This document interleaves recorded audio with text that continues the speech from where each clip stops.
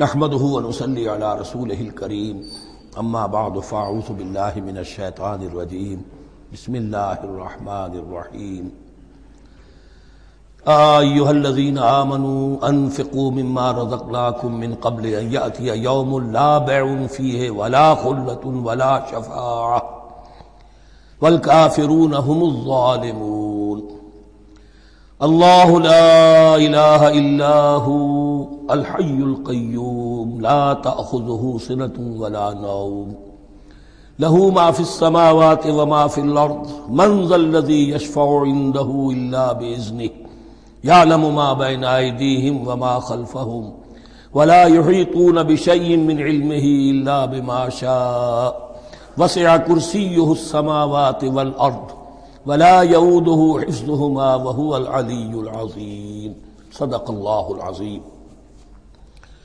رب اشرح لي صدري ويسر لي امري واحلل عقدة من لساني يفقهوا قولي۔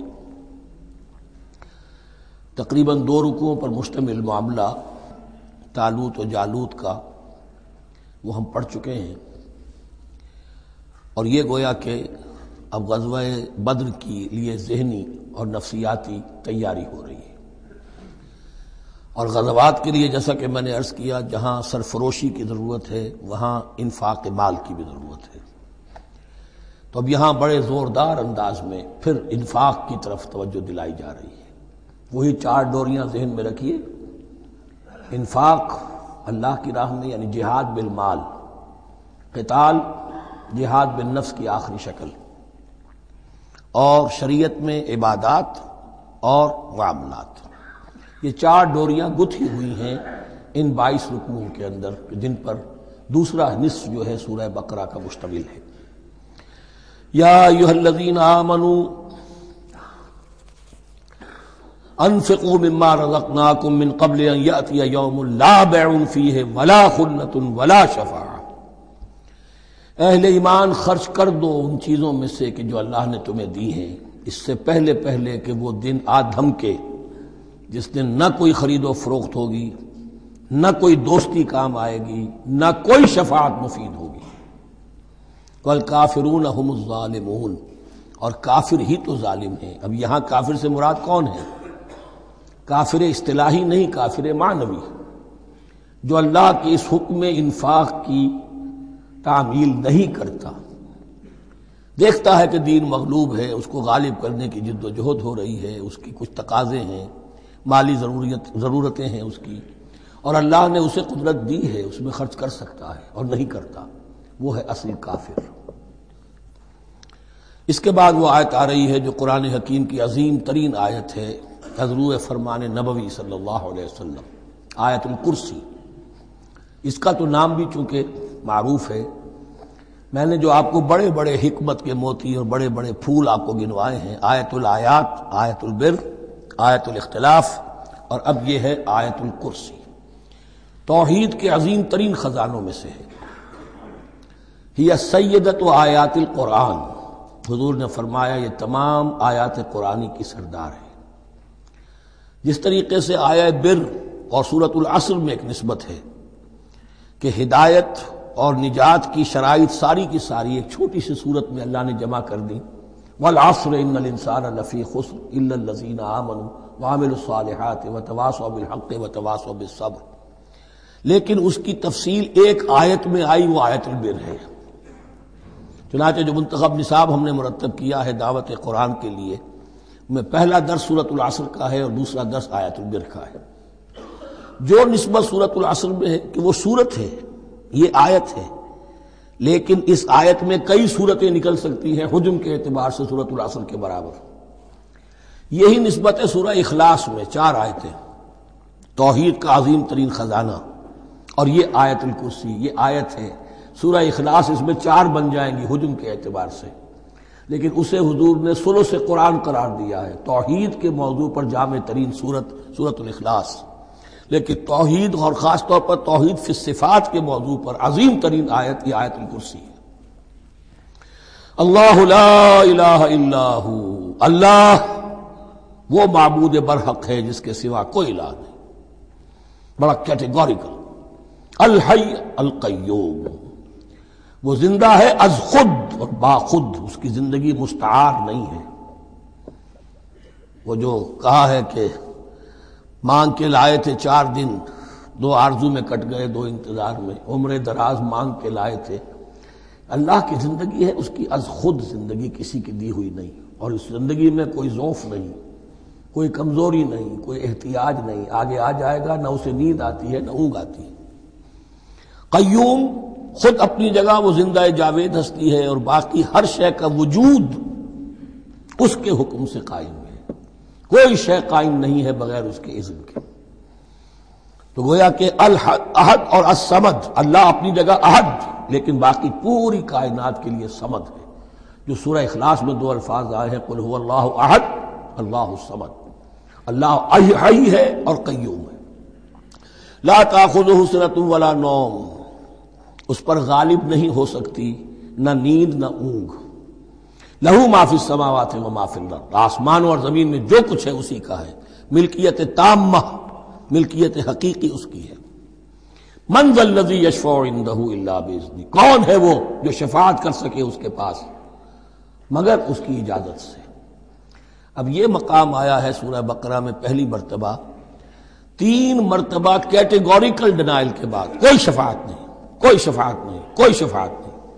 یہاں بھی جو انداز ہے بہت ہی جلالی انداز ہے، منظر الذی، کس کی یہ حیثیت ہے، کس کا یہ مقام ہے، کس کو یہ زور حاصل ہے کہ وہ اپنے اختیار کے بل پر، جو اپنی حیثیت کی بنیاد پر شفاعت کر سکے؟ ہاں، جس کے لیے اللہ اجازت دے دے۔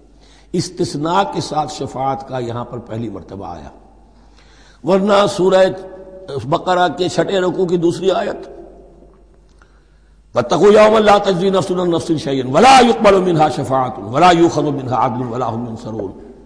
15ویں رکوع کی دوسری آیت، وَاتَّقُوا يَوْمًا لَا تَجْزِي نَفْسٌ عَن نَفْسٍ شَيْئًا وَلَا يُقْبَلُ مِنْهَا عَدْلٌ وَلَا تَنفَعُهَا شَفَاعَةٌ وَلَا هُمْ يُنصَرُونَ۔ اور اب اس سے پہلے کی آیت میں آ چکا ہے وَلَا شَفَاعَةٌ، کوئی شفاعت مفید نہیں ہوگی، لیکن یہ کہ اس میں ایک استثناء ہے۔ اب یہ ذرا باریک مسئلہ ہے کہ شفاعت حقہ کیا ہے، شفاعت باطلہ کیا ہے، تو دورہ ترجمہ قرآن میں اتنی تفاصیل کے ساتھ بحث نہیں کی جا سکتی، وہ ایک علیحدہ موضوع ہے، حال ہی میں نے اس پر اپنے درس ریکارڈ کرا دیے ہیں۔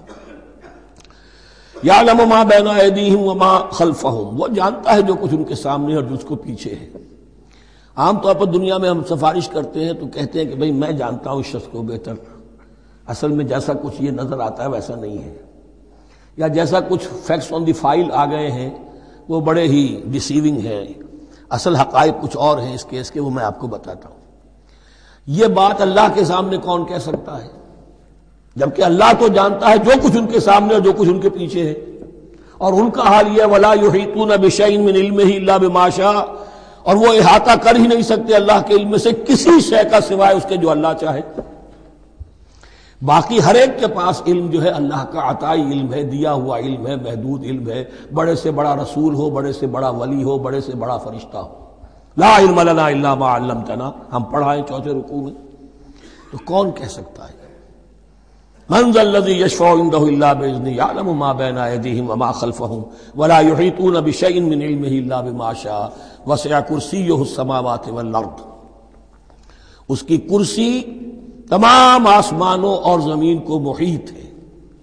اب کرسی کے 2 مفہوم یہاں ہو سکتے ہیں، ایک تو یہ کہ اس سے جو معنی مراد ہے یعنی اس کا اقتدار، اس کی قدرت، اس کا جبر، اس کا اختیار، یہ اتھارٹی پوری کائنات کو۔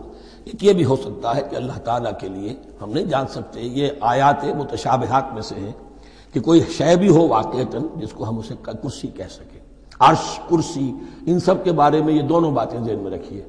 یہ بھی ہو سکتا ہے کہ ان کی کوئی مجسم حقیقت ہو جو ہمارے ذہن سے، ہمارے تخیل سے ماورا ہے، اور یہ بھی ہو سکتا ہے اس سے استعارہ مراد ہو، اس کا اقتدار و اختیار آسمانوں اور زمین پر چھایا ہوا ہے۔ ولا یؤودہ حفظہما، اور اسے تکان طاری نہیں ہوتی، اس پر گراں نہیں گزرتا ان دونوں کا تھامنا، ان دونوں کی حفاظت، آسمانوں کی اور زمین کی۔ وہو العلی العظیم، اور وہ العلی ہے، بلند و بالا اور عظیم ہے، بڑی عظمت والا۔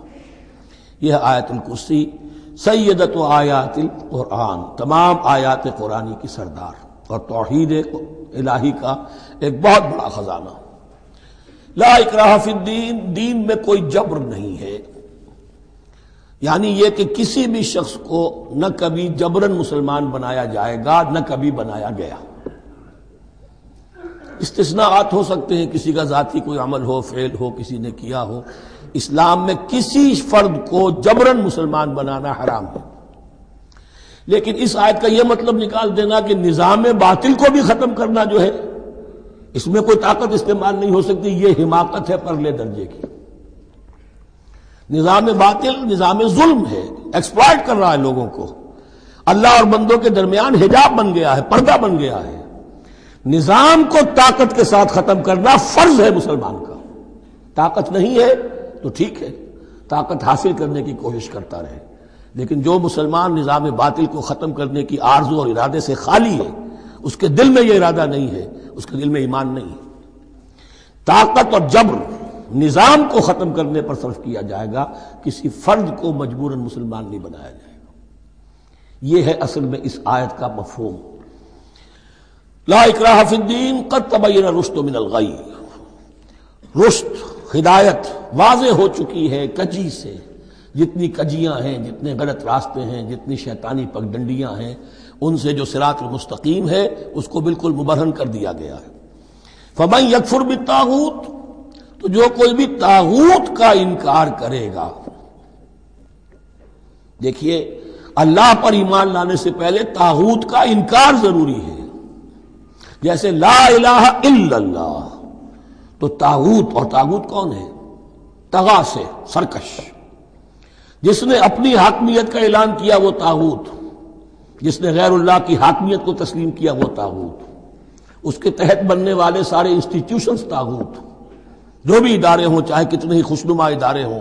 ہے عدلیہ، لیکن وہ عدلیہ اللہ کے قانون کے مطابق فیصلے نہیں کر رہی، کچھ اور لوگوں کے بنائے ہوئے قانون کے مطابق فیصلے کر رہی، وہ طاغوت ہے۔ جو بھی اللہ کے حدود بندگی سے تجاوز کرتا ہے وہ طاغوت ہے۔ طغیانی کسے کہتے ہیں؟ پانی دریا کی حدوں میں بہہ رہا ہے، لیکن جب وہ اپنی حدوں سے نکلا طغیانی پہ ہے۔ دریا کو اپنی موج کی طغیانیوں سے کام، کشتی کسی کے پار ہو یا درمیان رہے اسے اس کی کیا فکر ہے؟ تو طغا اور بغا یہ دونوں بڑے قریب کے الفاظ ہیں، بغاوت اور طغیانی۔ فمن یکفر بالطاغوت، طاغوت کا انکار، جو کوئی کفر کرے طاغوت کے ساتھ، وَیُؤْمِن بِاللَّهِ، اور پھر اللہ پر ایمان لائے۔ طاغوت سے بھی دوستی، اللہ پر بھی ایمان، اللہ کے دشمنوں سے بھی یارانہ، اور اللہ کے ساتھ بھی وفاداری کا دعویٰ، یہ چیز نہیں چل سکتی، یہی منافقت ہے۔ یکسو ہو جاؤ، حنیفا مسلما فقد استمسک بالعروۃ الوثقی، جس شخص نے یہ کام کر لیا، طاغوت کی نفی اور اللہ پر ایمان، اس نے تو مضبوط کنڈا تھام لیا۔ تو سمجھئے کہ اگر کوئی شخص کسی جہاز، سمندری جہاز میں عرشے پر سے گر جائے، تیرنا بھی نہ آتا ہو، کسی طرح ہاتھ پاؤں مار کر وہ کسی کنڈے کے اوپر اگر ہاتھ اس کا پڑ گیا، تو اب وہ سمجھتا ہے کہ اس کو میں نہیں چھوڑوں گا، میری جان اسی سے وابستہ ہے، زندگی اسی سے ہے۔ تو وثقہ، وہ کنڈا اگر کمزور ہے تو پھر گیا، وہ اس کے وزن سے کنڈا ہی نکل گیا، لیکن وہ کنڈا کے جو مضبوط ہے، فقد استمسک بالعروۃ الوثقی، اس نے تو بڑے مضبوط کنڈے پر ہاتھ ڈال دیا ہے، یعنی طاغوت کا انکار اور اللہ پر ایمان، اس نے تھام لیا ہے بہت مضبوط کنڈا۔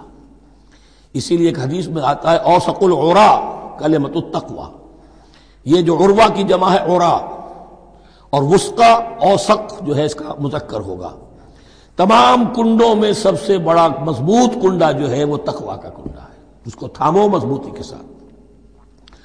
لا اکراہ فی الدین قد تبین الرشد من الغی فمن یکفر بالطاغوت ویؤمن باللہ فقد استمسک بالعروۃ الوثقی لا انفصام لها، وہ کبھی علیحدہ ہونے والا، ٹوٹنے والا نہیں ہے، یہ کنڈا بہت مضبوط ہے۔ واللہ سمیع علیم، اللہ سب کچھ سننے والا، جاننے والا ہے۔ اللہ ولی الذین آمنوا یخرجہم من الظلمات الی النور، ایمان در حقیقت ایک دوستی کا رشتہ قائم کرتا ہے اللہ اور بندے کے درمیان۔ اللہ ولی ہے اہل ایمان کا، یہ ولایت باہمی ہے، دو طرفہ ولایت ہے۔ بندہ اللہ کا ولی بن جائے، ولی اللہ، الا ان اولیاء اللہ لا خوف علیہم ولا هم يحزنون، اللہ بندے کا ولی ہے، دوستی دو طرفہ ہے۔ اللہ ولی الذین آمنوا یخرجہم من الظلمات الی النور، اللہ پشت پناہ ہے، مددگار ہے، دوست ہے ان کا کہ جو ایمان لائے اور انہیں نکالتا رہتا ہے ظلمات، اندھیروں کے مختلف شیڈز میں سے نور کی طرف۔ یہ آپ نوٹ کریں گے قرآن میں نور ہمیشہ تنہا آتا ہے، واحد، انوار کا لفظ قرآن میں نہیں ہے۔ نور ایک حقیقت واحدہ ہے، لیکن ظلمات ہمیشہ جمع میں آئے گا، اس کے شیڈز مختلف ہیں، شیڈز آف ڈارکنس، بہت گہری ڈارکنس ہے، ذرا اس سے کمتر ہے، اس سے کمتر ہے۔ تو جتنے بھی شیڈز ہیں، کفر کا ہے، شرک کا ہے، الحاد کا ہے، مادہ پرستی کا ہے، ایگنوسٹسزم کا ہے، لا ادریت کا ہے، جتنے بھی فلسفے غلط ہیں، جتنے بھی نظریات غلط ہیں، جتنے بھی عمل کی غلط راہیں ہیں، ان سب کے اندھیاروں سے نکال کر اللہ تعالیٰ اہل ایمان کو ایمان کی روشنی کے اندر لاتا رہتا ہے۔ والذین کفروا اولیاءہم الطاغوت، ان کے برعکس جنہوں نے کفر کیا ان کے پشت پناہ اور ساتھی اور مددگار ہیں اب طاغوت، یخرجونہم من النور الی الظلمات، اور وہ ان کو نکالتے رہتے ہیں تدریجاً، اور نور کا کہ تھوڑی بہت رمق ملا بھی تھا انہیں نور کا تو ان سے محروم کر کے ظلمات، یخرجونہم من النور الی الظلمات، نور سے ظلمات کی طرف نکالتے رہتے ہیں۔ اولئک اصحاب النار هم فیہا خالدون، وہ ہیں آگ والے، اس میں ہمیشہ ہمیشہ رہیں گے۔ اللہم اجعلنا من عبادک المؤمنین، اللہم اخرجنا من الظلمات الی النور، آمین یا رب العالمین۔ اب اس کے بعد یہ بڑی عظیم آیت جو آئی ہے توحید کی، اور اس کے بعد یہ بھی اپنی جگہ بڑی عظیم آیات ہیں حکمت اور فلسفہ دین کے اعتبار سے۔ اس کے بعد کچھ واقعات دیے جا رہے ہیں، حضرت ابراہیم علیہ السلام کی زندگی کا ایک واقعہ اور حضرت عزیر علیہ السلام کی زندگی کا واقعہ۔ الم تر الی الذی حاج ابراہیم فی ربہ ان آتاہ اللہ الملک، کیا تم نے دیکھا اس شخص کو جس نے کہ محاجہ کیا تھا، مناظرہ کیا تھا، حجت بازی کی تھی ابراہیم سے، اس وجہ سے کہ اللہ نے اسے بادشاہی دی ہوئی تھی، نمرود۔ یہ ذہن میں رکھیے کہ نمرود اصل میں لقب تھا، کسی کا نام نہیں تھا، جیسے فرعون مصر کے بادشاہوں کا لقب ہے، فرعونہ۔ نماردہ جو ہے یہ عراق کے بادشاہ تھے، بیبیلونیا۔ تو حضرت ابراہیم کی پیدائش بھی شہر ار میں ہوئی تھی کہ جو بیبیلونیا کا ایک شہر تھا عراق کا، اور وہاں بادشاہت تھی نمرود کی۔ جیسے فرعون نے مصر میں دعویٰ کیا تھا اپنی بادشاہی کا اور اپنی خدائی کا، اور یہ ہے سیاسی بادشاہی، یہ نہیں کہ ہم نے دنیا پیدا کی ہے، مطلب یہ کہ اختیار مطلق ہمارے ہاتھ میں ہے، ہم جس چیز کو چاہیں غلط قرار دے دیں، جس چیز کو چاہے صحیح قرار دے دیں۔ یہی ہے اصل میں خدائی اختیار ہاتھ میں لے لیا۔ اللہ کا حق ہے تحلیل و تحریم، کسی شے کو حلال کرنا، کسی کو حرام قرار دینا، اختیار واحد اللہ کے ہاتھ میں ہے۔ جس شخص نے بھی اپنے ذمے لے لیا، قانون سازی کا اختیار لے لیا اللہ کے قانون سے آزاد ہو کر، وہی طاغوت ہے، وہی شیطان ہے، وہی نمرود ہے، وہی فرعون ہے۔ تو اس نے، وہ نمرود نے کہا، محاجہ کیا، اس قال ابراہیم ربی الذی یحیی و یمیت، میرا رب تو وہ ہے جو زندہ کرتا ہے اور مارتا ہے۔ قال انا احیی و امیت، انہوں نے کہا میں بھی کر سکتا ہوں۔ اس نے جیل سے 2 قیدی منگوائے، دونوں کنڈیمڈ تھے، اور ایک کی گردن وہیں اڑائی اور ایک کو کہا جاؤ معاف، دیکھو میں نے جس کو چاہا زندہ رکھا اور جس کو چاہا مار دیا۔ حضرت ابراہیم نے دیکھا کہ یہ کٹ حجتی پر اترا ہوا ہے، تو الاجوبۃ المسکتہ، جواب ایسا دیا جانا چاہیے کہ جو اس کو چپ کر دے۔ قال ابراہیم فإن اللہ یاتی بالشمس من المشرق فأت بها من المغرب، حضرت ابراہیم نے فرمایا اللہ تو سورج کو نکالتا ہے مشرق سے، اگر تو خدائی کا مدعی ہے تو نکال کے دکھا اسے مغرب سے۔ فبہت الذی کفر، تو مبہوت ہو کر رہ گیا وہ کافر، اب اس کے پاس کوئی جواب نہیں تھا۔ واللہ لا یہدی القوم الظالمین، اور اللہ ظالموں کو ہدایت نہیں دیا کرتا۔ ہدایت تو نہیں ہوئی، چپ ہو گیا، لیکن چپ کیا ہوا، اس کے بعد تو فیصلہ ہوا کہ انہیں آگ میں جھونک دیا جائے۔ او کالذی مر علی قریۃ وہی خاویۃ علی عروشہا، یا پھر اس شخص کے واقعے کو ذرا یاد کرو، کیا تم نے نہیں دیکھا کہ جس کا گزر ہوا ایک بستی پر، اور وہ اوندھی پڑی ہوئی تھی اپنی چھتوں پر، اگرچہ مختلف تفاسیر میں مختلف آپ کو شاید اس کی تعبیرات ملے. یہ اصل میں ہوا ہے کہ جب نمرود جس کا نام تھا بخت نصر، نیبوکیڈنیزر، اس نے 586 قبل مسیح میں، حضرت مسیح سے 586 قبل، اس نے حملہ کیا فلسطین پر. دیکھیے عراق اور فلسطین کی، اسرائیل کی اور عراق کی اس وقت بھی سب سے بڑی دشمنی ہے آپس میں، وہی دشمنی جو ہے 2500 سال پرانی بھی ہے. اس نے وہ نمرود بابل، نیبوکیڈنیزر جس کا نام تھا، اس نے حملہ کیا. 12 لاکھ کی آبادی تھی، 6 لاکھ کو قتل کیا اور 6 لاکھ کو بھیڑوں بکریوں کی طرح ہانکتا ہوا قیدی بنا کر لے گیا. 150 برس تک کیپٹیوٹی میں رہے ہیں یہ، اور یروشلم اجڑا رہا ہے. کوئی نفس نہیں، کوئی متنفس نہیں تھا، کوئی انسان نہیں، کوئی 2 اینٹیں سلامت نہیں چھوڑی. اسی وقت وہ ہیکل سلیمانی جو ہے وہ شہید کیا گیا، اور ان کے کہنے کے مطابق اس کے ایک تہخانے میں وہ تابوت سکینہ بھی تھا جہاں ربائی ان کے موجود تھے، اور وہ ربائی بھی وہیں پر ان کی موت واقع ہوئی، اور تابوت سکینہ بھی ہے اگر ان کا قول صحیح ہے. تو جس زمانے میں یہ اجڑی ہوئی بستی تھی، حضرت عزیر علیہ السلام کا گزر ہوا، انہوں نے دیکھا کوئی متنفس نہیں، تو انہوں نے کیا کہا، قال انا یحیی ھذہ اللہ بعد موتھا، اللہ اس بستی کو اس کے اس طرح مردہ اور برباد ہو جانے کے بعد کیسے زندہ کرے گا؟ اب اس میں کیسے احیاء ہو سکتا ہے؟ دوبارہ کیسے اس میں لوگ آ کر آباد ہو سکتے ہیں؟ اتنی بڑی بربادی، اتنی تباہی، کوئی متنفس نہیں، کوئی 2 اینٹیں سلامت نہیں. فَأَمَاتَهُ اللَّهُ مِئَةَ عَامٍ ثُمَّ بَعَثَهُ، تو اللہ نے اس پر موت وارد کر دی 100 برس کے لیے، اور پھر انہیں اٹھایا. قَالَ كَمْ لَبِثْتَ، سوال کیا کتنے عرصے رہے ہو یہاں؟ حضرت عزیر جو ہیں، چونکہ جو رینائسنس ہوا ہے تاریخ بنی اسرائیل میں، اس کے نقیب، اس کے اصل جو بنیاد ہے وہ یہ ہے.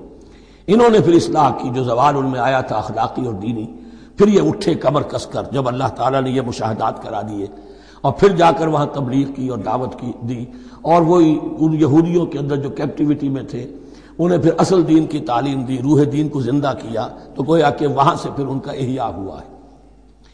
کب لبثت، کتنے عرصے رہے ہوگے تم؟ قال لبثت یوما و بعض یوم، اب اس کو ایسے محسوس ہوا جیسے سویا تھا تھوڑی دیر کے لیے، میں 1 دن رہا ہوں یا دن کا کچھ حصہ. قال بل لبثت 100 عام، نہیں، اللہ نے فرمایا نہیں، تم 100 سال رہے ہو. فانظر الی طعامک و شرابک لم یتسنہ، تو ذرا اپنے کھانے اور جو مشروب تمہارے ساتھ تھا سفر میں، ذرا اس کو دیکھو، ان کے اندر کوئی بساند پیدا نہیں ہوئی، سڑے نہیں ہیں، ان کے اندر کوئی خرابی پیدا نہیں ہوئی. وانظر الی حمارک، آپ دوسری طرف اپنے گدھے کو دیکھو جو تمہاری سواری کا گدھا تھا. وَلَنَجْعَلَكَ آیَةً لِلنَّاسِ، وہ بالکل ختم ہو چکا تھا، اس کی ہڈیاں ہی رہ گئی تھی، گوشت گل چکا تھا، کچھ نہیں تھا. 100 برس. وانظر الی حمارک وَلِنَجْعَلَكَ آیَةً لِلنَّاسِ، اور ہمیں تو بنانا ہے تجھے ایک نشانی لوگوں کے لیے، یعنی خود اے عزیر تمہیں ایک نشانی بنانا ہے، اور تمہیں نشانی بنانے کے لیے یہ نشانی ہم تمہیں دکھا رہے ہیں تاکہ یقین جو ہے، یقین کامل تمہارے اندر پیدا ہو جائے. وانظر الی حمارک ولنجعلک آیۃ للناس وانظر الی العظام، اب دیکھو ان ہڈیوں کو، کیف ننشزھا، کیسے ہم انہیں اٹھاتے ہیں، ابھارتے ہیں. وہ ہڈیاں خود ابری اور جڑ کر کھڑی ہو گئی. ثم نکسوھا لحما، پھر دیکھو تمہاری نگاہوں کے سامنے اس کو گوشت پہناتے ہیں. فلما تبین لہ، جب یہ سب اس کے سامنے واضح ہو گئی بات، مشاہدہ بھی کر لیا، قال اعلم ان اللہ علی کل شیء قدیر، ان کا میں نے پوری طرح جان لیا، مجھے پورا یقین قابل حاصل ہو گیا کہ اللہ ہر شے پر قادر ہے. یعنی وہ اس اجڑی ہوئی بستی کو بھی دوبارہ آباد کر سکتا ہے. جو میں نے سمجھا تھا کہ اب یہ کیسے آباد ہوگی، یہ بات نہیں ہے، یہ آبادی اللہ تعالیٰ کے اختیار میں. چنانچہ اس کے بعد ہوا، اس لیے کہ اس کے بعد واقعہ تو یہ ہوا کہ جو ایران کا بادشاہ تھا کیخورس یا سائرس ذو، جن کو کہ قرآن مجید ذوالقرنین کہتا ہے، جن کا تذکرہ سورہ کہف میں آئے گا. پھر آپ کو معلوم ہے کہ یہ پیلسٹائن، ادھر عراق کے بعد ایران، دشمنیاں تو تھیں. کیخورس نے حملہ کیا بابل پر، عراق پر، اور دشمن کا دشمن دوست ہوتا ہے، تو یہودیوں کو اجازت دے دی، کیپٹیوٹی سے اجازت دے دی، جاؤ تم واپس جاؤ، اپنا شہر دوبارہ بناؤ. چنانچہ وہ گئے، اور پھر انہوں نے جا کر وہاں پر 136 سالوں میں ان کی دوبارہ جو ہے یہ بستی بسی، اور پھر یروشلم کو انہوں نے آباد کیا، اور پھر انہوں نے وہاں ہیکل سلیمانی دوبارہ بنایا، جس کو وہ سیکنڈ ٹیمپل کہتے ہیں۔ وہ سن 70 عیسوی میں ٹائٹس رومن جنرل کے ہاتھوں تباہ ہوا تھا، جو اب تک تباہ ہوا پڑا ہے۔ 1927 برس سے ان کا کعبہ زمیں بوس ہے، یہ نوٹ کر لیجئے اس بات کو۔ اسی لیے آگ لگی ہوئی آج دنیا بھر کے یہودیوں کے دلوں میں۔ اب تو ہماری حکومت ہے وہاں پر، ہم اپنا یہ جو بھی کچھ یہاں پر اس احاطے میں بنا دیا گیا ہے سب کو ختم کریں گے اور اپنا ہیکل سلیمانی بنائیں گے۔ اس کے بلو پرنٹس بن چکے ہیں، نقشے بن چکے ہیں، ہر چیز تیار ہے۔ بس کسی دن کوئی ایک دھماکہ ہوگا، کوئی بم جو ہے کہیں پر پلانٹ کیا جائے گا، خبر آ جائے گی کہ کسی فینیٹک نے کہیں وہاں پر جا کر رکھ دیا، جیسے ایک فینیٹک گیا تھا مسجد الخلیل میں اور 70 مسلمانوں کو شہید کر کے خود بھی اس نے خودکشی کر لی تھی، اور ڈاکٹر تھا، امریکن ڈاکٹر گولڈسٹین۔ اسی طریقے کا کوئی فینیٹک جائے گا اور وہ اس کو گرا دے گا، پھر کہیں گے جب یہ گر ہی گیا ہے، جیسے مسجد ایودھیا کا معاملہ ہے، اب گر گئی ہے تو بھائی ہمیں رام مندر بنانے دو، کاہے کو تم اب یہ مسجد کاہے کو بناتے ہو؟ وہ ہوگا، اور یہ میں سمجھتا ہوں کہ چند ہفتوں کی، یہ چند مہینوں کی بات ہے، یہ ہونے والا ہے فوراً۔ بہرحال یہ تو ہو گیا حضرت عزیر کا قصہ۔ اب اسی طرح کا ایک معاملہ حضرت ابراہیم کا مشاہدہ ہے۔ وَإِذْ قَالَ إِبْرَاهِيمُ رَبِّ أَرِنِي كَيْفَ تُحْيِي الْمَوْتَىٰ، اور یاد کرو جب کہ ابراہیم نے بھی کہا تھا پروردگار ذرا مجھے دکھا دے، مشاہدہ کرا دے، تو مردوں کو کیسے زندہ کرے گا؟ قَالَ أَوَلَمْ تُؤْمِنْ، اللہ تعالیٰ کا سوال جو ہے بہت تیکھا ہے، تو کیا تم ایمان نہیں رکھتے؟ قَالَ بَلَىٰ، ایمان تو میرا ہے، میں مانتا ہوں ایمان ہے، وَلَٰكِن لِيَطْمَئِنَّ قَلْبِي، پورا دل کا اطمینان چاہتا ہوں، پورا یقین ہو جائے۔ اور یہ انبیاء کا معاملہ ہے، سب کا ہے۔ انبیاء کو چونکہ ایمان اور یقین کا ایک ایسی فرنس بنانا ہوتا ہے کہ جن سے ایمان و یقین دوسروں میں سرایت کرے، تو ان کے ایمان و یقین کے لیے انہیں مشاہدات ایسے کرا دیے جاتے ہیں کہ پھر ان کے لیے وہ ایمان صرف ایمان بالغیب نہیں رہتا، بلکہ وہ ایمان بالشہود بھی ہو جاتا ہے۔ کذالک نری ابراہیم ملکوت السماوات والارض، اسی طرح ہم نے دکھائے ابراہیم کو آسمان اور زمین کے ملکوت، جو بھی ہماری حکومت ہے، جو وہ مخفی حکومت ہے، جو کاسمک ایک اسٹیٹ ہے، اس کی گورنمنٹ ہے، اس کے تمام اہلکار ہیں، فرشتے ہیں، ہم نے مشاہدہ کرایا ابراہیم کو۔ حضور کو اسی لیے شب معراج میں لے جایا گیا کہ ہر شے کو اپنی آنکھوں سے دیکھ لیں، تو وہ یقین کامل پھر ہو جاتا ہے کہ جس میں کسی درجے میں بھی پھر تو یہ ہے کہ وہ خود ایک بھٹی بن جاتے ہیں ایمان اور یقین کی۔ قال بلا ولكن ليطمئن قلبي قال فخذ أربعة من الطير فصرهن إليك، تو فرمایا اچھا ٹھیک ہے، 4 پرندے لے لو، انہیں اپنے ساتھ ملا لو، ہلا لو، کہ وہ تمہارے ساتھ تمہاری آواز سن کر آ جایا کریں۔ ثم اجعل على كل جبل منهن جزءا، پھر ان کے ٹکڑے کرو اور ہر پہاڑ پر ایک ایک ٹکڑا رکھ دو۔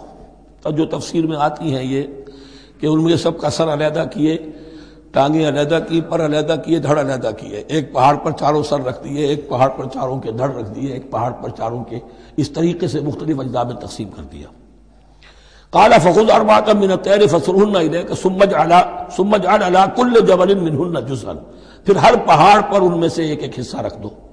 ثم ادعوهن، پھر ان کو ذرا پکارو، وہی سیٹی بجاؤ جو تم بجاتے تھے ان کو بلانے کے لیے۔ ثم ادعوهن يأتينك سعيا، وہ دوڑتے ہوئے آ جائیں گے۔ وَاعْلَمْ أَنَّ اللَّهَ عَزِيزٌ حَكِيمٌ، اور جان لو اس بات کو یقین کے ساتھ کہ اللہ تعالیٰ زبردست ہے، کمال حکمت والا۔ اب 2 رکوع آ رہے ہیں انفاق فی سبیل اللہ پر، اور یہ قرآن مجید کا ذروہ سلام ہے انفاق کے موضوع پر۔ لیکن ان کو پڑھنے سے پہلے نوٹ کر لیجئے کہ اللہ کی رضا جوئی کے لیے اپنا مال خرچ کرنا جو ہے، اس کے لیے دین میں کئی اصطلاحات ہیں۔ کھانا کھلانا، یطعمون الطعام علی حبہ مسکینا ویتیما واسیرا، آتى المال علی حبہ ذوی القربى والیتامى، ایتاء مال، اعطاء، پھر اس سے آگے آتا ہے صدقہ، زکوٰۃ، انفاق، قرض حسنہ۔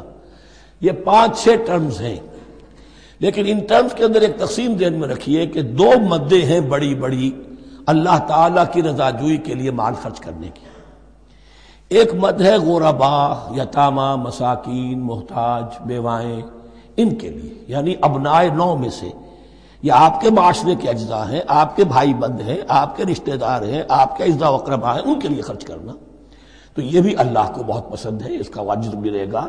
یہ بھی گویا کہ اللہ تعالیٰ ہی کے لیے آپ نے خرچ کیا۔ ایک عین اللہ کے دین کے لیے خرچ کرنا، انفاق کا لفظ اس کے لیے ہے، اور قرض حسنہ اس کے لیے۔ انفاق کے مال، انفاق فی سبیل اللہ، اللہ کی راہ میں خرچ کرنا، اللہ کے دین کی دعوت کو عام کرنا، اللہ کی کتاب کے پیغام کو عام کرنا، اللہ کے دین کی دعوت کو اس طرح ابھارنا کہ باطل کے ساتھ زور آزمائی کرنے والی ایک طاقت پیدا ہو جائے، ایک جماعت وجود میں آئے، ان کے لیے اساد و سامان فراہم کیا کرنا تاکہ دین کے غلبے کی ہر مرحلے کے جو تقاضے اور ضرورتیں ہیں وہ پوری ہو سکیں۔ تو جو اس کام میں صرف ہوگا وہ ہے انفاق فی سبیل اللہ یا اللہ کے ذمے قرض حسنہ۔ تو یہاں اصل میں اس کی بات ہو رہی ہے، انفاق کی۔ مثل الذین ينفقون اموالهم فی سبیل اللہ ہے، مثال ان کی جو اپنے مال خرچ کرتے ہیں اللہ کی راہ میں۔ عام طور پر یہ فی سبیل اللہ جو ہے وہ سبیل پانی کی بنا دی، وہ بھی سبیل ہے، ٹھیک ہے، وہ بھی سبیل تو ہے، نیکی کا وہ بھی راستہ ہے، سبیل اللہ ہے، لیکن یہ کہ فی سبیل اللہ خرچ جو ہے اس کا بالکل مفہوم اور ہے، وہ صدقہ ہے، خیرات ہے، زکوٰۃ بھی اصلاً جو ہے وہ غریبوں کا حق ہے، لیکن اس میں بھی ایک مد سبیل اللہ کی رکھی ہوئی ہے۔ اگر تو آپ کے قریب اعزاء و اقارب ہیں، غرباء ہیں، تو ان کا حق فائق ہے، پہلے ان کو دیجیے، ورنہ پھر یہ ہے کہ اس میں سے جو بھی ہے وہ دین کے کام کے لیے۔ جب دین یتیمی کی حالت کو آ گیا ہو تو سب سے بڑا یتیم تو دین ہے، آج کے وقت سب سے بڑا یتیم دین ہے۔ بہرحال فی سبیل اللہ انفاق۔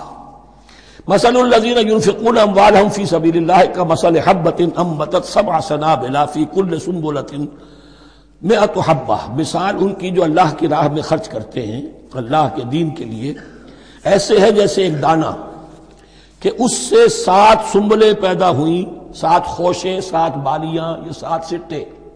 باجرے کا سٹا ہوگا کتنے دانے ہوتے ہیں اس میں؟ مکئی کا سٹا ہے اس میں کتنے دانے ہیں؟ فی کل سنبلۃ مئۃ حبہ، اس میں 100 دانے موجود ہیں ہر ایک میں، تو ایک دانے سے 700 دانے وجود میں آ گئے۔ اسی طریقے سے اللہ تعالیٰ جو بھی اس کے دین کے لیے مال خرچ کرے گا اس کے مال میں اضافہ کرے گا، اللہ تعالیٰ ان کو جزا دے گا اور اس کو بڑھاتا رہے گا اپنے ہاں۔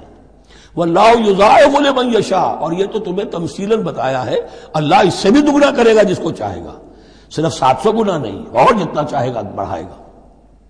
واللہ واسع علیم، اللہ کے خزانوں میں کوئی کمی نہیں ہے، بڑی وسعت والا ہے اللہ، بہت سمائی والا ہے اور وہ سب کچھ جاننے والا ہے۔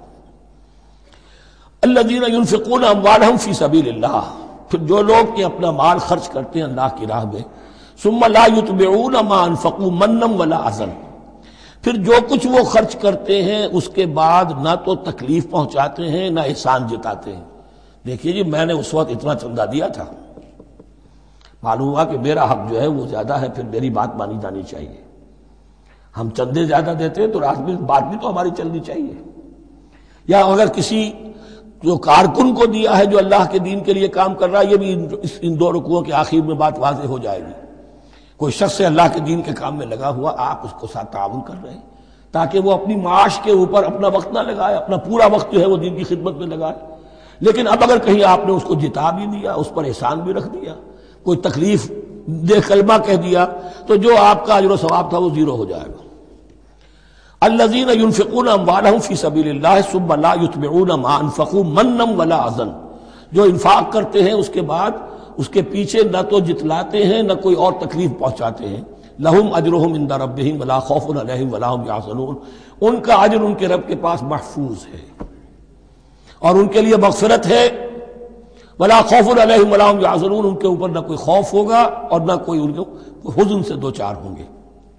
قول معروف، بھلی بات کہنا، ومغفرہ اور درگزر کرنا، خیر بہتر ہے من صدقۃ، اس خیرات سے یتبعھا اذی، جس کے بعد کہ اذیت پہنچائی جائے۔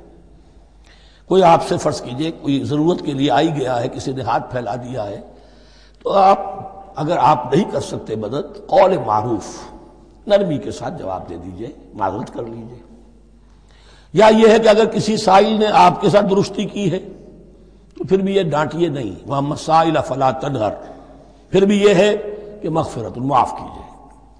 یہ کہیں بہتر ہے اس سے کہ دے تو دیا، خیر من صدقۃ یتبعها اذى، اس کے بعد اسے 2-4 جملے بھی سنوا دیے، کوئی اور سلواتیں بھی سنا دی اسے، تو اس کا کوئی فائدہ نہیں ہوا۔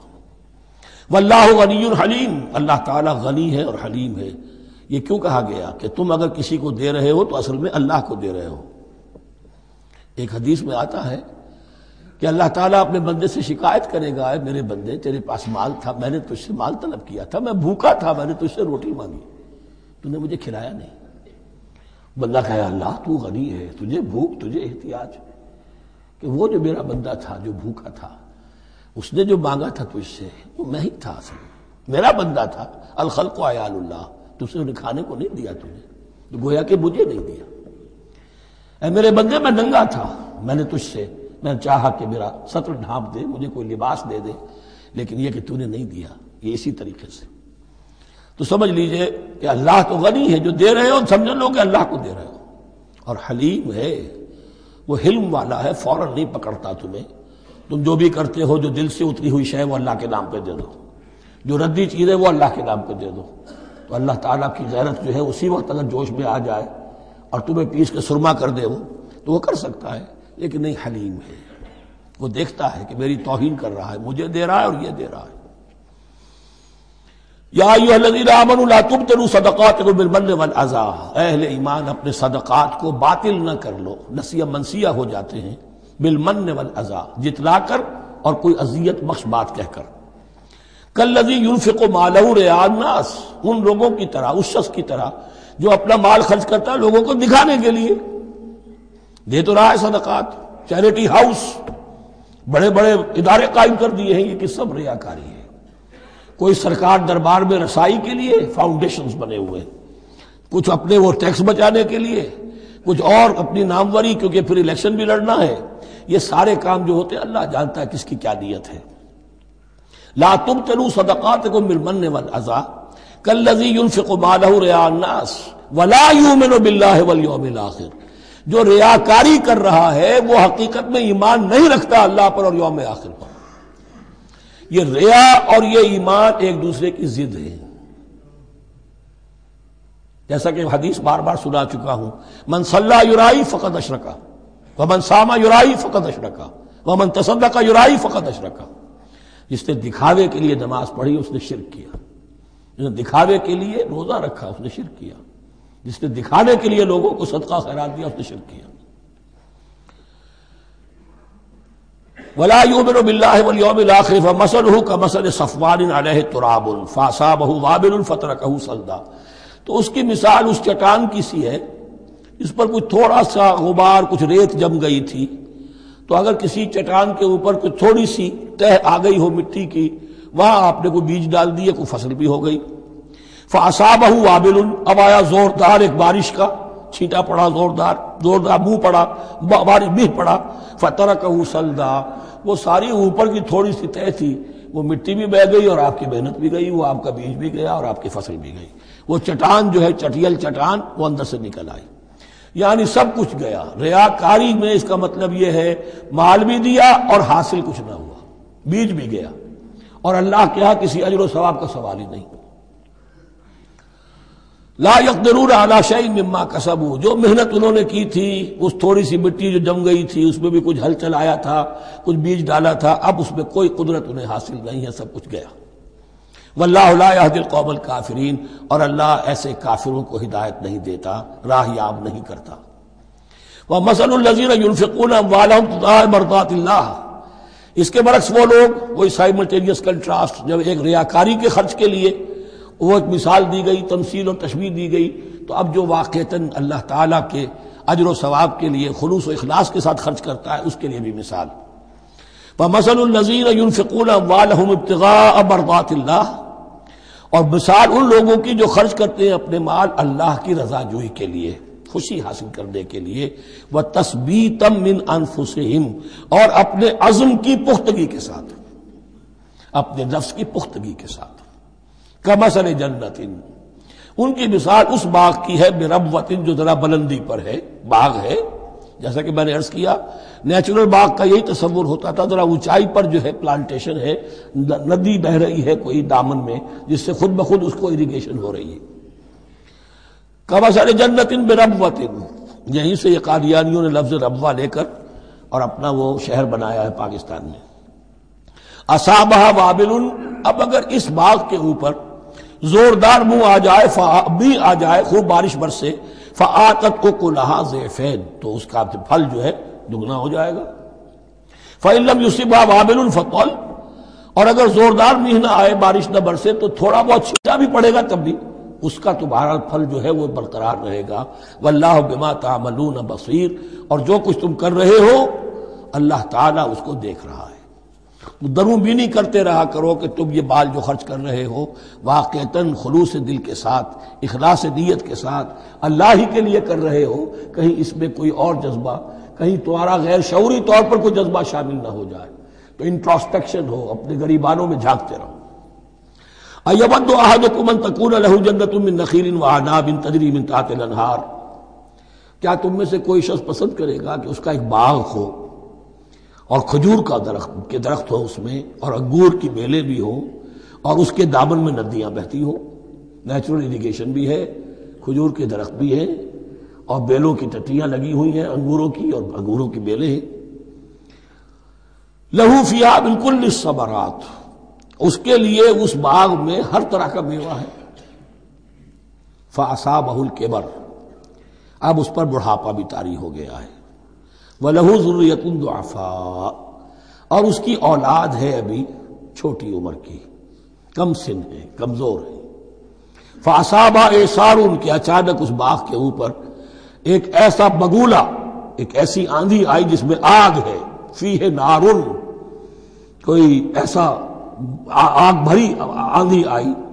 فَأَصَابَهَا إِعْصَارٌ فِيهِ نَارٌ فَاحْتَرَقَتْ، پورا کا پورا باغ جل کر جھلس کر رہ گیا۔ کذالک یبین اللہ لکم الآیات لعلکم تتفکرون، اس طرح اللہ تعالیٰ تمہارے لیے اپنی آیات کو واضح کرتا ہے تاکہ تم تفکر کرو۔ یعنی ایک انسان نے ساری عمر سمجھا ہے کہ بڑی میں نے نیکی کمائی ہے، میں نے یہ کیا ہے، میں نے فاؤنڈیشن بنایا، میں نے مدرسہ قائم کر دیا، میں نے یتیم خانہ بنا دیا، لیکن یہ کہ اچانک کسی وقت آنکھ کھلے گی، جب آنکھ کھلی گل کی تو موسم تھا خزاں کا، معلوم ہوگا یہ تو کچھ بھی نہیں تھا، یہ تو گویا کہ ایک بگولا آیا سب کو جلا گیا، اس لیے کہ اس میں اخلاص تھا ہی نہیں، اس میں نیت جو ہے اس میں کھوٹ تھا، اس میں ریاکاری تھی، اس میں لوگوں کو دکھانا مقصود تھا۔ پھر حال وہی ہوگا جس طرح کہ وہ بوڑھا اب کفے افسوس مل رہا، اب کیا کرے، بوڑھا ہو چکا ہے، دوبارہ تو باغ لگا نہیں سکتا، لہذا جب وہ موت آ جائے گی تو گویا کہ اب اس کے لیے موقع نہیں ہے کہ دوبارہ کوئی کام اور کر سکے۔ یا ایھا الذین آمنوا انفقوا من طیبات ما کسبتم ومما اخرجنا لکم من الارض، اے ایمان والو خرچ کرو، اللہ کے لیے دینا ہے، اللہ کے دین کے لیے دینا ہے، اللہ کے نام پر دینا ہے۔ من طیبات ما کسبتم، جو چیز تم نے کمائی ہے اس کی اچھی چیز، پاکیزہ چیز، بہتر چیز۔ ومما اخرجنا لکم من الارض، اور جو کچھ ہم نے نکالا تمہارے لیے زمین سے۔ اب زمین سے ظاہر بات ہے جو بھی نباتات آ رہی ہے، چاہے وہ کوئی چراگاہ ہے تو اس کے اندر سے جو ہے وہ بھی ہریاول ہے تو اللہ نے پیدا کی ہے، کھیت کے اندر آپ نے محنت کی ہے، ہل چلایا ہے، بیج ڈالے ہیں، لیکن یہ کہ فصل کا اگانا تو آپ کے کام ہاتھ نہیں ہے، تو اللہ کے ہاتھ میں ہے۔ تو جو کچھ ہم نے نکالا ہے تمہارے لیے، وَمِمَّا أَخْرَجْنَا لَكُم مِّنَ الْأَرْضِ وَلَا تَيَمَّمُوا الْخَبِيثَ مِنْهُ، اور اس میں سے ردی مال کا ارادہ نہ کرو، تنفقون، کہ اسے خرچ کر دو، زکوٰۃ دینی ہے، عشر دینا ہے، تو جو ردی چیزیں ہیں، اب بھیڑوں بکریوں کا غلہ ہے، ان میں سے اتنی بکریاں نکالنی ہیں، اتنی بھیڑیں ہیں، تو اب جو ذرا کمزور ہیں، لاغر ہیں، بیمار ہیں، نقص والی ہیں، گنتی پوری کرنی ہے نا۔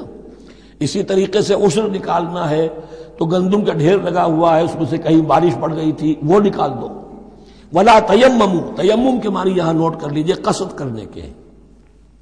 ولا تیمموا الخبیث منہ، کہ اس میں سے جو ردی مال ہے، جو ناپسند ہے، اس کا قصد نہ کرو، تنفقون، کہ اسے خرچ کرو، وَلَسْتُمْ بِآخِذِیہ، اور تم ہرگز نہیں ہوگے اس کو لینے والے۔ ایسا بھی تو ہو سکتا ہے کہ تم محتاج ہو جاؤ اور تمہیں ضرورت پڑ جائے، پھر اگر تمہیں کوئی ایسی چیز دے گا تو تم قبول نہیں کرو گے۔ وَلَسْتُم بِآخِذِيهِ إِلَّا أَن تُغْمِضُوا فِيهِ، الا یہ کہ چشم پوشی کرنے پر مجبور ہو جاؤ، احتیاج اس درجے کی ہو کہ جو بھی مل جائے، ردی مل جائے، اچھا مل جائے، نفیس مل جائے، خبیث مل جائے، جو بھی مل جائے چشم پوشی کرو۔ اس کے سوا آدمی جو ہے وہ اپنے طیب خاطر کے ساتھ جو ہے وہ ردی شے قبول نہیں کر سکتا۔ وَاعْلَمُوا أَنَّ اللَّهَ غَنِيٌّ حَمِيدٌ، پھر دیکھیے غنی کا لفظ، جو کچھ دے رہے ہو یہ نہ سمجھو کہ اسے دے رہے ہو، محتاج کو دے رہے ہو، ضرورت مند کو دے رہے ہو، بلکہ یوں سمجھو کہ اللہ کو دے رہے ہو۔ وَاعْلَمُوا أَنَّ اللَّهَ غَنِيٌّ حَمِيدٌ، جان لو کہ اللہ تعالیٰ غنی ہے اور حمید ہے۔ حمید یعنی اپنی ذات میں خود محمود۔ ایک کسی شے کی اچھائی یا حسن یا کمال ایسا ہوتا ہے جسے ظاہر کیا جائے، دیکھو بھائی اس میں یہ خوبصورتی ہے، اور ایک وہ خوبصورتی ہوتی ہے جو از خود ظاہر ہے۔ حاجت مشاطہ نیست صورت دل آرام را، تو اللہ تعالیٰ اتنا ستودہ صفات ہے، اتنا محمود ہے اپنی ذات میں کہ وہ خود بخود محمود ہے، اسے کسی حمد کی حاجت نہیں ہے، از خود محمود ہے۔ الشیطان یعدکم الفقر ویامرکم بالفحشاء، دیکھو شیطان تمہیں ڈراتا ہے اور تمہیں اندیشہ دلاتا ہے فقر کا، مت خرچ کرو، رکھو، کیا پتا کیا کل کون سا وقت تم پر آ جائے۔ وَيَأْمُرُكُمْ بِالْفَحْشَاءِ، اور تمہیں حکم دیتا ہے بے حیائی کے کاموں کا۔ وَاللَّهُ يَعِدُكُمْ مَغْفِرَةً مِّنْهُ وَفَضْلًا، اور اللہ وعدہ کر رہا ہے تم سے اپنی طرف سے مغفرت کا اور فضل کا۔ اب دیکھ لو، رخ روشن کے آگے شمع رکھ کر وہ یہ کہتے ہیں ادھر جاتا ہے دیکھیں یا ادھر پروانہ جاتا ہے۔ اب شیطان کی طرف جانا چاہتے ہو، اس کی بات ماننا چاہتے ہو، خوف رکھتے ہو کہیں ایسا نہ ہو جائے کہ فقر آ جائے مجھ پر، مجھے اپنا مال سنبھال کر رکھنا چاہیے، سینت رکھنا چاہیے، تو تم شیطان کی چال میں آ گئے، تم نے اس کی پیروی کی۔ اور اگر تم نے اپنا اللہ کی راہ میں خرچ کر دیا، اللہ پر اعتماد کرتے ہوئے، وہ میری ساری حاجتیں پوری کرے گا، آج کر رہا ہے کل کرے گا انشاءاللہ۔ تو یہ ہے واللہ یعدکم مغفرۃ منہ وفضلا واللہ واسع علیم، اللہ بہت وسعت والا ہے، اس کے خزانوں کی کوئی محدودیت کا تصور اپنے ذہن میں نہ رکھو، اور سب کچھ جاننے والا ہے۔ یؤتی الحکمۃ من یشاء، لیکن یہ باتیں حکمت کی ہیں، ایک ہے ظاہر ایک ہے باطن۔ باطن جو ہے وہ حکمت سے نظر آتا ہے، ظاہر تو سب کو نظر آ رہا ہے۔ کسی شے کی حقیقت کیا ہے، اہل نظر ذوق نظر خوب ہے، لیکن جو شے کی حقیقت کو نہ دیکھے وہ نظر کیا، وہ حقیقت جس پر عیاں ہو جاتی وہ ہے حکیم۔ اور حکمت اصل میں نام ہے انسان کے عقل اور شعور کی پختگی کا، جب محکم ہو گئی عقل، اس کا شعور پختہ ہو گیا، استحکام اسی سے بنا ہے حکمت۔ یؤتی الحکمت، اللہ تعالیٰ یہ فہم کی پختگی، عقل کی پختگی، شعور کی پختگی، حقائق رسی، حقائق تک پہنچ جانے کی صلاحیت دیتا ہے جس کو چاہتا ہے۔ وَمَن یُؤْتَ الْحِکْمَةَ فَقَدْ أُوتِیَ خَیْرًا کَثِیرًا، اور جسے حکمت دے دی گئی اسے تو خیر کثیر عطا ہو گیا، اس سے بڑا تو خیر کوئی اور ہے ہی نہیں۔ وَمَا يَذَّكَّرُ إِلَّا أُولُو الْأَلْبَابِ، اور نہیں نصیحت حاصل کر سکتے مگر وہی لوگ جو ہوش مند ہیں، جو اولو الالباب ہیں، عقل مند ہیں۔ لیکن جو دنیا پر ریچھ گئے ہیں، جن کے سارا دلی اطمینان اسی پر ہے کہ کافی ہے، بینک بیلنس بھی ہے، یہ بھی ہے، وہ بھی ہے، اتنے سٹاکس بھی ہیں، اتنا یہ بھی ہے، اتنا ہمارا جو ہے وہ جو بیلنس شیٹ آئی ہے اس کے ایسٹس یہ ہیں، اگر اسی پر سارا بھروسہ اور اطمینان ہے تو ظاہر بات ہے وہ اولو الالباب نہیں ہے۔ وَمَا أَنفَقْتُم مِّن نَفَقَةٍ أَوْ نَذَرْتُم مِّن نَذْرٍ، اور جو بھی کچھ تم خرچ کرتے ہو، جو بھی نفقہ، جو بھی خیرات تم دیتے ہو، اور نظر تم من نظرین، اور یا جو بھی نظر تم دیتے ہو اللہ کے نام پر، منت مانگتے ہو، فإن اللہ یعلم، اللہ تعالیٰ اس سب کو جانتا ہے۔ وما للظالمین من انصار، اور یقیناً ظالموں کے لیے کوئی مددگار نہیں ہوں گے۔ ان تبدوا الصدقات فنعما ہی، صدقات کو تو اگر تم کھل کر اعلانیہ دو تب بھی ٹھیک ہے، اور خاص طور پر زکوٰۃ کا تو معاملہ اعلانیہ ہے ہی ہے۔ ان تبدوا الصدقات، ظاہر کرو، برملا اعلانیہ دو تو بھی ٹھیک ہے، کم سے کم فقراء کا حق تو پہنچ گیا، کسی کی ضرورت تو پوری ہو گئی۔ وَإِن تُخْفُوهَا، لیکن اگر تم انہیں چھپاؤ، اب یہ ہوگا صدقات نافلہ کے لیے۔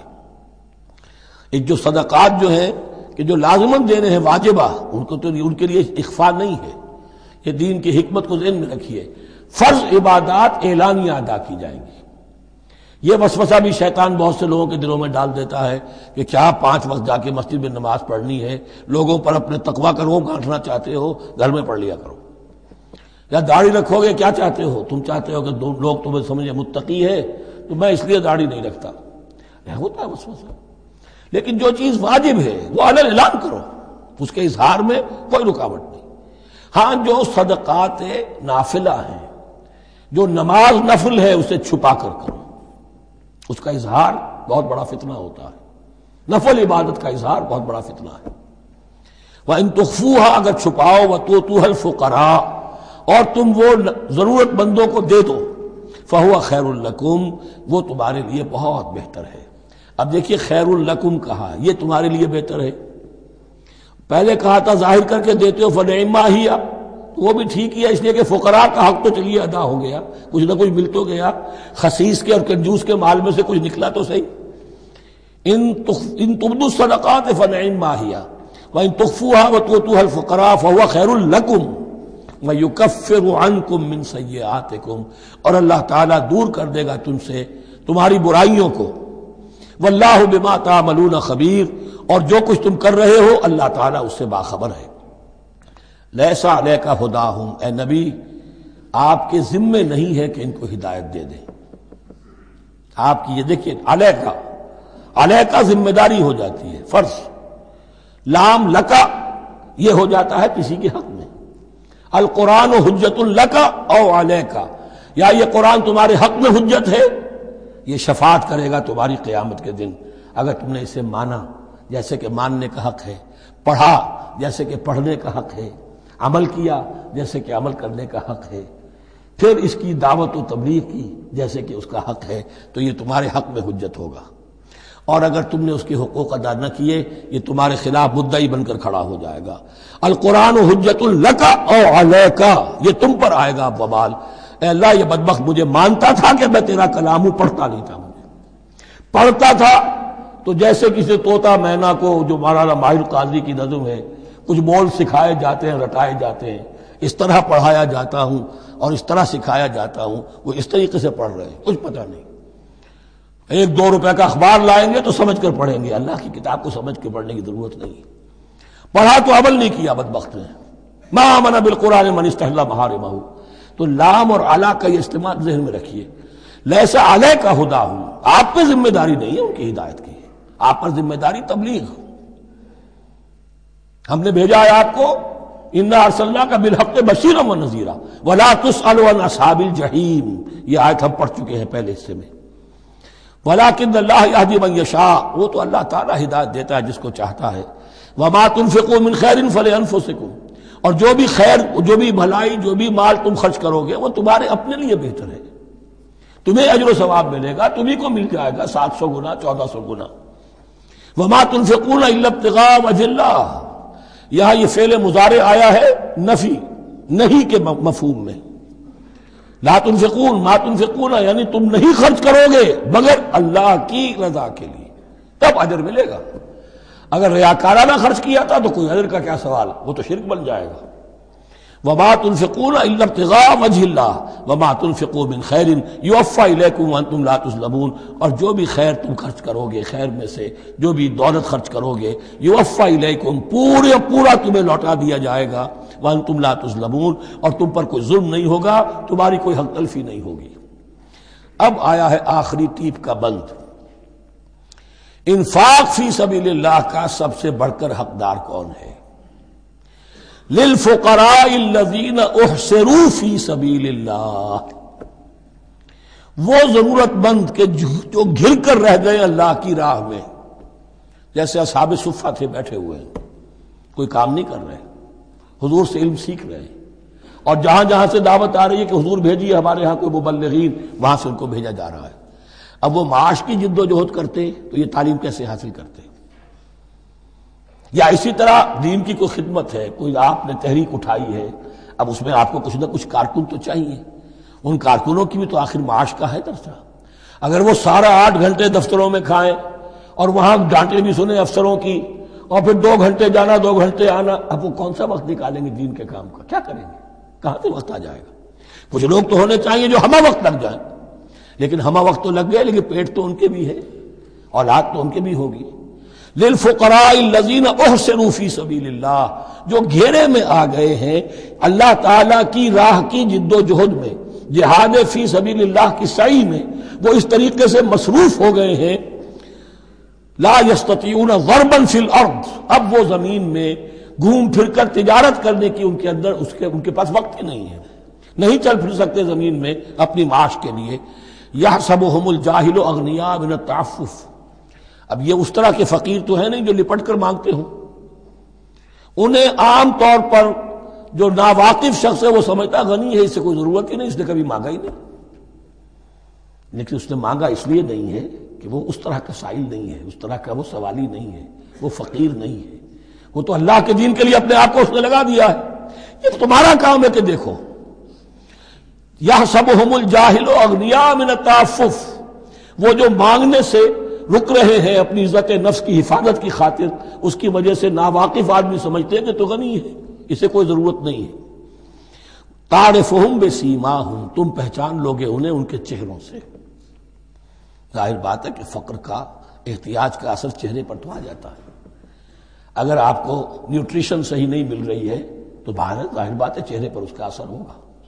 تعرفهم بسیماہم لا يسألون الناس الحافا، وہ لپٹ کر لوگوں سے سوال نہیں کرتے، مانگتے نہیں ہیں، وہ ان سائلوں کی طرح نہیں ہے جو اصل میں اپنی محنت وصول کرتے ہیں، کھڑے ہو کر آپ کے سر ہو کر آپ سے کچھ نہ کچھ نکلوا لیتے ہیں زبردستی، اس طریقے سے تو وہ نہیں مانگیں گے۔ یہ بات اہم مسئلہ ہے۔ اقامت دین کی جد و جہد میں جو لوگ ہمہ وقت لگ جائیں، آخر ان کے لیے کیا ذریعہ ہو۔ میں یہاں تفصیل میں نہیں جا سکتا، وقت بھی اس چنگ کا ختم ہو رہا ہے، لیکن یہ سمجھ لیجئے کہ یہ 2 رکوع جو ہیں انفاق کا پورا مضمون، اس کا کلائمیکس جو ہے وہ یہ آیت ہے، للفقراء الذین احصروا فی سبیل اللہ لا یستطیعون ضربا فی الارض یحسبهم الجاہل اغنیاء من التعفف تعرفهم بسیماہم لا یسألون الناس الحافا وما تنفقوا من خیر فإن اللہ بہ علیم۔ اور جو بھی تم دولت مال خرچ کرو گے تو اللہ تعالیٰ اس کے علم میں ہوگا، یہ نہ سمجھنا کہ اللہ کے علم میں نہیں ہے۔ خاموشی کے ساتھ، اخفاء کے ساتھ ایسے لوگوں کے ساتھ تعاون کرو گے تو اللہ تعالیٰ جو ہے تمہیں اس کا پورا بھرپور بدلہ دے گا۔ بارک اللہ لی ولکم فی القرآن العظیم ونفعنی وإیاکم بالآیات والذکر الحکیم۔